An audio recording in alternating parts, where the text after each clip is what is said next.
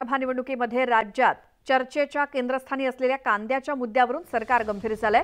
आजपर्यंत जिल्ह्याच्या ठिकाणी नाफेडद्वारे कांद्याचे रोजचे विक्री दर ठरवले जात होते, मात्र यापुढे वाणिज्य मंत्रालय कांद्याचे दर ठरवून यापुढे नाफेड आणि एनसीसीएफ नव्हे तर थेट वाणिज्य मंत्रालय कांद्याचे दर ठरवणार आहेत। नाफेड आणि एनसीसीएफचे अधिकार हे सरकारने गोठवलेत आणि नाफेड आणि एनसीसीएफ बाजार समितीपेक्षा कमी दर देत असल्यामुळे शेतकऱ्यांनी नाराजी व्यक्त केली होती आणि नुकत्याच पार पडलेल्या लोकसभा निवडणुकांमध्ये दिंडोरी आणि नाशिकसह राज्यातील प्रमुख कांदा उत्पादक जिल्ह्यामध्ये सत्ताधाऱ्यांना शेतकऱ्यांचा प्रचंड रोष सहन करावा लागला। त्यामुळे हमखास निवडून येणाऱ्या जागा सुद्धा सत्ताधाऱ्यांना कांद्याच्या मुद्द्यामुळे गमवाव्या लागल्या आणि इतकी मोठी किंमत मोजल्यानंतर आता नाराज शेतकऱ्यांची समजूत काढण्यासाठी केंद्राने कांदा विक्रीच्या संरचनेत काही बदल करण्याचा प्रयत्न केलाय। केंद्र शासनाने कांदा निर्यात बंदीनंतर बाजारभावामध्ये स्थिरता राहावी, सुधारणा राहावी या हेतूने नाफेड आणि एनसीसीएफच्या मार्फत कांदा खरेदीला सुरुवात केली। जवळजवळ अनेक केंद्र शासनाने त्या ठिकाणी उघडले। जवळजवळ 90% केंद्र हे नाशिक जिल्ह्यामध्ये आहे।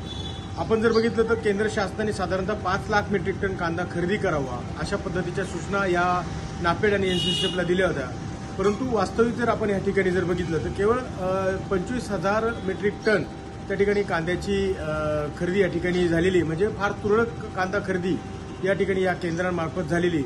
याची कारणं जर बघितलं तर सुरुवातीच्या काळामध्ये रोजचे बाजारभाव थेट त्या ठिकाणी या केंद्रांमध्ये दिले जायचे, परंतु नंतरच्या काळामध्ये संपूर्ण आठवड्यासाठी एकच दर त्या ठिकाणी ठेवण्यात आला।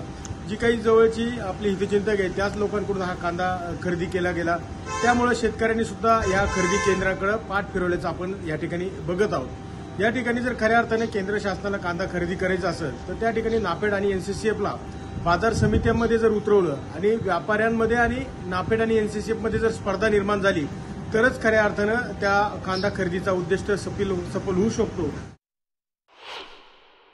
केंद्र सरकारने जो निर्णय घेतलेला आहे हा निर्णय स्वागतार्ह आहे, परंतु हा घेत असताना त्यांनी एक मिनिमम सपोर्ट प्राइस जो उत्पादन खर्च आहे कांद्याचा त्याला दीडपट भाव असा ठरवला पाहिजे।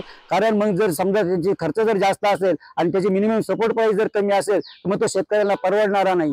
आणि हा निर्णय घेत असताना केंद्र सरकारच्या आता लक्षात आलं की लोकसभेच्या निवडणुकीमध्ये कांदा जे उत्पादक शेतकरी त्यांचा किती मोठा प्रभाव निवडणुकीत पडलेला आहे, त्यांचे किती खासदार कांद्याच्या पट्ट्यामध्ये पडलेले आहे। त्यामुळे त्यांच्या लक्षात आलं की हे जे धोरण आहे हे राबवल्याशिवाय आपल्याला पर्याय नाही, म्हणून त्यांचं स्वागत आहे। परंतु हे करत असताना त्यांनी मिनिमम सपोर्ट प्राइस ही कांदा उत्पादन खर्चापेक्षा जास्त असली पाहिजे, ती कमी नसली पाहिजे। साहेब, तुम्ही नाशिकचं नेतृत्व करता, कांद्याच्या प्रश्नावरती नाफेडचे अधिकार गोठवलेत, वाणिज्य मंत्रालय आता थेट दर ठरवणार आहे, सोयीचं आहे का? त्यांच्याशी मी बोलेन काय आहे। आता यामध्ये कांदा असेल, मराठा आरक्षण असेल, त्यानंतर बाकीचे जे समाज होते की ज्या समाजाच्या आता बाहेर आलेला आहे की हे सगळे घटक एकत्रितपणानं हे या निवडणुकीत आलेले होते, त्यामुळे कमी मताधिक्य आम्हाला मिळालं हे वस्तुस्थिती आहे। पण आता नाफेडचे अधिकार गोठवले गेलेत, शेतकऱ्यांना न्याय मिळेल वाटते का? कारण वाणिज्य मंत्रालय थेट कांद्याचे दर ठरवणार नाही, ते आता मी काही माहिती घेतलेली नाही आणि तसं असेल तर आम्ही वरिष्ठ